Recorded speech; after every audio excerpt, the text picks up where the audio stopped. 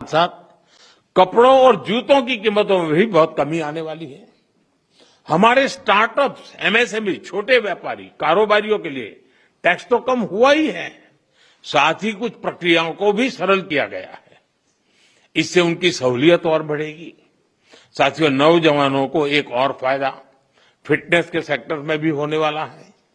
Gym, salon, yoga जैसी services पर tax कम किया गया है।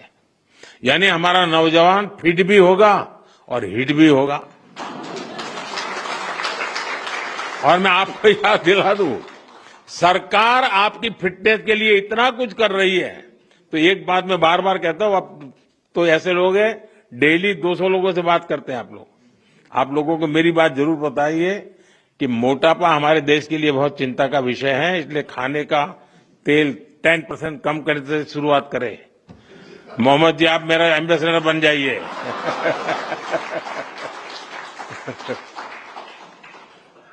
ओबेसिटी के खिलाफ लड़ाई कमजोर नहीं पड़नी चाहिए। साथियों, अगर जीएसटी में हुए इस रिफॉर्म्स का अगर मैं सार बताऊं तो यही कह सकता हूं कि इससे भारत की शानदार अर्थव्यवस्था में पंचरत्न जुड़े हैं। पहला, टैक्स सिस्टम कहीं अधिक सिंपल हुआ।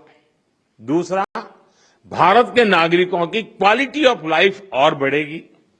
तीसरा, कंजम्पशन और ग्रोथ दोनों को नया बूस्टर मिलेगा। और चौथा, ईज ऑफ डूइंग बिजनेस से निवेश और नौकरी को बल मिलेगा।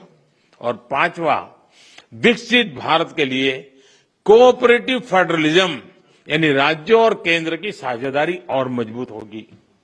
साथियों, नागरिक देवो भव ये हमारा मंत्र है। इस वर्ष सिर्फ जीएसटी में ही कमी नहीं की गई, इनकम टैक्स में भी बहुत कम किया गया है। 12 लाख रुपए तक की इनकम पर टैक्स को जीरो किया गया है। आजकल तो आप आईटीआर फाइल कर रहे हैं, तब इस फैसले का सुखद एहसास और भी अधिक होता है कि नहीं, यानी इनकम में भी बचत और खर्च में भी बचत। अब ये डबल धमाका नहीं है तो क्या है। साथियों, आजकल महंगाई की दर भी बहुत निचले स्तर पर है, नियंत्रण में है। और यही तो प्रो पीपल गवर्नेंस है। जब जनहित और राष्ट्रहित में फैसले लिए जाते हैं तब देश आगे बढ़ता है। और इसलिए ही आज भारत की ग्रोथ करीब करीब 8% है। यानी दुनिया में हम सबसे तेज गति से ग्रो कर रहे हैं।